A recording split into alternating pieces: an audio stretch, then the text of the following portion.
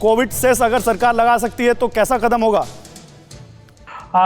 देखिए, अब ये तो अंततः बजट आने पर ही उस पर चर्चा कर पाएंगे, लेकिन ये बात सही है कि जो बजटेड टैक्स रेवेन्यू था उसका लक्ष्य 16 लाख करोड़ रुपए था, जो नवंबर तक सिर्फ 7 लाख करोड़ रुपए है।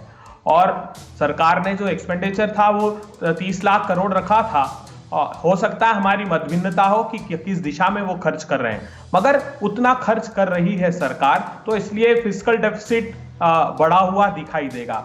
लेकिन मेरी मान्यता है तो वो कि तो मुख्य आर्थिक सलाहकार ने कह दिया कि आप फिस्कल डेफिसिट की चिंता मत करके खर्च पर ध्यान दीजिए, क्योंकि अभी आपको उसकी जरूरत है। लेकिन देखिए गौरव जी, जब हम खर्च की दिशा पर बात करते हैं ना, सबसे बड़ा इंपैक्ट जो है वो सोशल इंक्लूजन पर पड़ा है। इस पूरे कोविड के जो क्राइसिस हैं, आप देखिए 120 मिलियन लोगों ने मनरेगा के काम की डिमांड की है। इसका अर्थ ये कि जो हमने मेजर्स लिए थे इंडस्ट्री के लिए, हमको लग रहा था कि नए प्रोजेक्ट्स होंगे, इन्वेस्टमेंट्स होंगे, लोगों को काम के अवसर मिलेंगे, वो नहीं मिले। इससे ये प्रतीत होता है। आपने एक बहुत इंपॉर्टेंट बात की है जो हेल्थ इंफ्रास्ट्रक्चर की या हेल्थ के एस्पेक्ट्स की। तो हेल्थ पर अभी हम लोग 70,000 करोड़ रुपए के लगभग खर्च कर रहे हैं। वो लगभग 2% है एक्सपेंडिचर का हमारा। हमको उसको 1 लाख करोड़ रुपए करने की आवश्यकता। और दूसरा एस्पेक्ट है डिफेंस का, जिसमें हम लोगों को डिफेंस प्रिपेयरनेस पर अच्छा पैसा खर्च करना चाहिए, मैं अपेक्षा करता हूं। तीसरा बड़ा एस्पेक्ट है न्याय।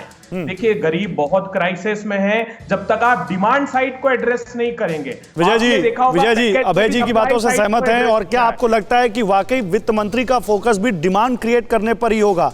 आम लोगों के हाथों में कितना ज्यादा से ज्यादा पैसा जाए, चाहे वो टैक्स में छूट हो, चाहे वो कुछ और तरीका हो, ताकि खपत बढ़े। क्या आपको लगता है इस पर फोकस होगा? बिल्कुल होगा। देखिए, अगर आप इकोनॉमिक सर्वे देखते हैं तो जो हमारा प्राइवेट कंजम्पशन है, अभी मैं वही कैलकुलेट कर रहा था, तो करीब 8 लाख करोड़ के आसपास टोटल जो था हमारा, उसमें काफी कमी आई है। Let me put that way. तो इसमें करीब जो पिछली 7,88,000 करोड़ के आसपास जो प्राइवेट कंजम्पशन था वो कम हुआ है पिछले साल के मुकाबले।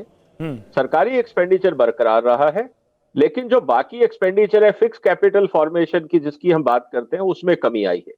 तो निश्चित रूप से सरकार ने अपना जो भी संसाधन थे उसको स्पेंड किया है ताकि इकोनॉमी ना रुके। लेकिन ये बात भी सही है कि अगर कंज्यूमर्स के हाथ में पैसा आएगा, सिटीजन्स के हाथ में पैसा आएगा, डिमांड बढ़ेगी। नहीं तो वो पैसा कैसे आएगा? तो जीएसटी राजीव जी, वो पैसा कैसे आएगा? एक बड़ी खबर आ रही है, मैं वो बताऊं उससे पहले। राजीव जी, वो पैसा कैसे आएगा? वो पैसा आने का तरीका क्या हो सकता है? देखिए, पैसा आने का एक सीधा सीधा तरीका है ग्रोथ। क्योंकि हम जितनी बातें कर रहे हैं कि रेवेन्यू कम रही है टैक्स की, वो इस फाइनेंशियल ईयर में 20-21 में कम रही है। 21-22 में वापस हम ये अपेक्षा कर रहे हैं कि 11%, 11.5% की ग्रोथ फिर से आएगी। इसका मतलब है कि जब अर्थव्यवस्था में ये ग्रोथ लौटेगी तो फिर सरकार का रेवेन्यू भी वापस जो नॉर्मलाइजेशन की तरफ बढ़ेगा। यानी सरकार के सामने अगले वित्त वर्ष में वैसी तंगी नहीं रहेगी जैसी हमें इस साल दिख रही है। इसलिए वो पैसा आएगा। दूसरे, सरकार FRBM एक्ट के तहत जो लक्ष्य निर्धारित हैं उनको भी थोड़ा सा वहां पर छूट लेगी, थोड़ी लिबर्टी लेगी, और इसके चलते वो बाजार से ज्यादा उधारी ले सकेगी।